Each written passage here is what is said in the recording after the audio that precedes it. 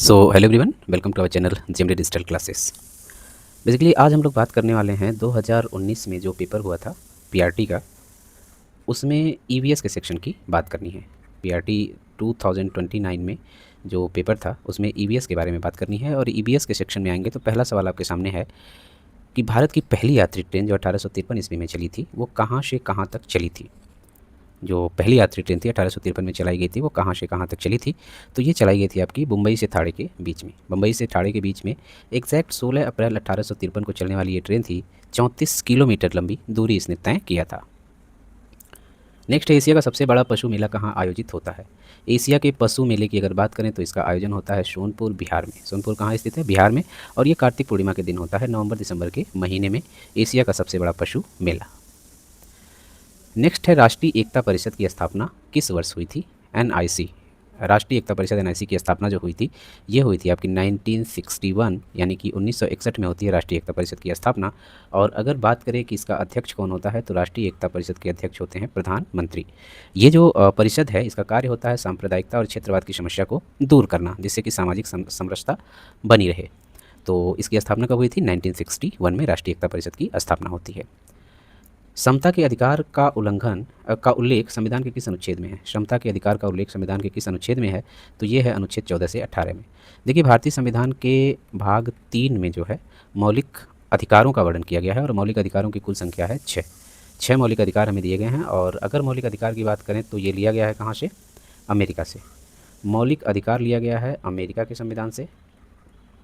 वहीं अगर कर्तव्य की बात करेंगे, मौलिक कर्तव्य की, तो मौलिक कर्तव्य लिया गया है रूस के संविधान से। रूस के संविधान से मौलिक कर्तव्य लिया गया है और अमेरिका के संविधान से मौलिक अधिकार लिया गया है। मौलिक कर्तव्यों की संख्या है 11 और जबकि मौलिक अधिकारों की संख्या है 6। मौलिक अधिकार हमारे पास कितने हैं? 6 और मौलिक कर्तव्यों की संख्या है 11। ठीक है। मौलिक कर्तव्यों के बारे में एक बात और याद रखिए कि जब संविधान बना तो मौलिक कर्तव्य नहीं था। 42वां संविधान संशोधन होता है 1976 में। और इस 42वें संविधान संशोधन 1976 के द्वारा मौलिक कर्तव्यों को भारतीय संविधान में जोड़ा गया था। एक कमेटी बनी थी, स्वर्ण सिंह समिति। स्वर्ण सिंह समिति की सिफारिश पे इन्हें संविधान में जोड़ा गया था। और जब जोड़ा गया तो इनकी संख्या थी 10 मौलिक कर्तव्य जोड़े गए थे। लेकिन लास्टली जो है एक 86वां संविधान संशोधन होता है जिसमें एक और जोड़ दिया जाता है और टोटल मौलिक कर्तव्य हो जाते हैं 10 + 1 = 11। तो वर्तमान में मौलिक कर्तव्यों की संख्या है 11 और मौलिक अधिकारों की संख्या है 6। मौलिक कर्तव्य लिए गए हैं रूस के संविधान से और मौलिक अधिकार अमेरिका से। अधिकार अमेरिका। किस देश का संविधान लचीला है? लचीले संविधान की बात करें तो ये हो जाएगा आपका यूनाइटेड किंगडम, यानी कि यूके का संविधान लचीला है। अगर भारत के संविधान की बात करेगा तो भारत का संविधान अंशतः कठोर और अंशतः लचीला के बीच का है। अंशतः कठोर और अंशतः लचीला संविधान है भारत का। लेकिन सिर्फ लचीला संविधान की बात कर रहा है तो ये यूके सही हो जाएगा। निम्नलिखित में से किस प्रदेश में रेंडियर पाए जाते हैं? रेंडियर की बात करेंगे तो ये ठंडे प्रदेशों में पाए जाते हैं। बेसिकली टुंड्रा प्रदेश में रेंडियर पाया जाता है। टुंड्रा प्रदेश के जो निवासी होते हैं वो रेंडियर का उपयोग परिवहन, माल ढुलाई आदि के लिए करते हैं और ठंड से बचने के लिए इनकी खाल भी पहनते हैं जो टुंड्रा प्रदेश में लोग निवास करते हैं। निम्नलिखित में से कौन सा एक शीतोष्ण घास का प्रदेश नहीं है? शीतोष्ण घास का प्रदेश नहीं है तो वो हो जाएगा कंपास। कंपास जो घास है ये ब्राज़ील में पाई जाती है और ये उष्णकटिबंधीय घास का मैदान है, ना कि शीतोष्ण। बाकी डाउन्स, प्रेरीज और पंपास ये सब शीतोष्ण घास के मैदान है, लेकिन कंपास जो है ये उष्णकटिबंधीय घास का मैदान है जो ब्राज़ील में पाया जाता है। जनसंख्या के आकार के अनुसार बृहत्तम महाद्वीप कौन है? तो देखिए, अगर जनसंख्या के हिसाब से देखेंगे तो सबसे बड़ा महाद्वीप है एशिया। ये पूरा का पूरा जो आप देख रहे हैं ये एशिया महाद्वीप है। ये हो जाएगा आपका यूरोप, ये तो अफ्रीका है ही, ये उत्तरी अमेरिका है, ये दक्षिणी अमेरिका है, यहाँ हो जाएगा ऑस्ट्रेलिया, ये अंटार्कटिका है और इधर आर्कटिक आपको देखने को मिल जाएगा। तो इस जनसंख्या के आधार पर सबसे जो बृहत्तम महाद्वीप है वो कौन सा है? एशिया महाद्वीप। लगभग 33% पॉपुलेशन कहाँ पे रहती है? एशिया महाद्वीप में रहती है।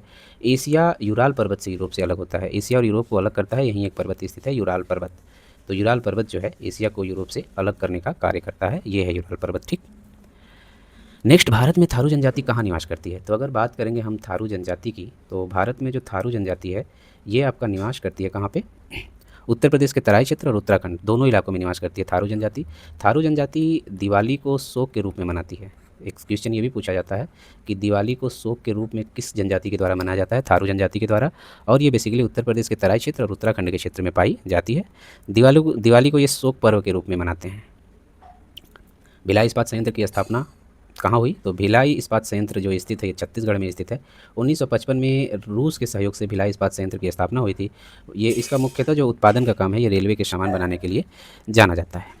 भारत में महिलाओं के लिए आरक्षण की व्यवस्था कहाँ है? तो भारत में महिलाओं के लिए जो आरक्षण की व्यवस्था की गई है वो पंचायती राज संस्थाओं में की गई है।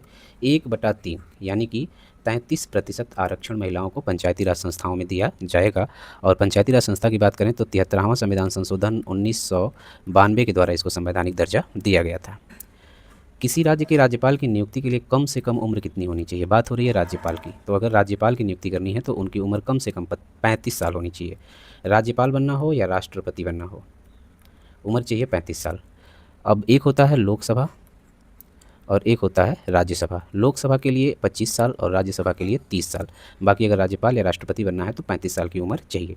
राज्य का संवैधानिक मुखिया राज्यपाल होता है, इसकी नियुक्ति राष्ट्रपति करता है। 35 साल की उम्र होनी चाहिए, भारत का नागरिक होना चाहिए, पागल दिवालिया सजायाफ्ता नहीं होना चाहिए।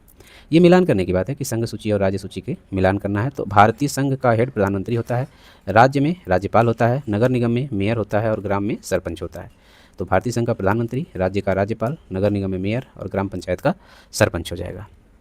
अनुच्छेद 356 का प्रयोग पहली बार कहाँ हुआ था? प्रथम प्रयोग जो है अनुच्छेद 356 का कहाँ किया गया था? तो ये हुआ था केरल में 1959 में। आर्टिकल 356 का मतलब है, इसे राष्ट्रपति शासन कहा जाता है, राष्ट्रपति शासन। और पहली बार राष्ट्रपति शासन लगा था 1959 ईस्वी में केरल में विमोचन समस्या के दौरान इसे पहली बार प्रयोग किया गया था। राष्ट्रपति के आवास संबंधी 3 अनुच्छेद याद रखिए, 352, 356 और 360, जिसमें 356 आपका राष्ट्रपति शासन है। 360 वित्तीय आपात है जो अब तक नहीं लगा है, एक भी बार नहीं लगा है, 0 टाइम इम्प्लीमेंट हुआ है वित्तीय आपात, आर्टिकल 360।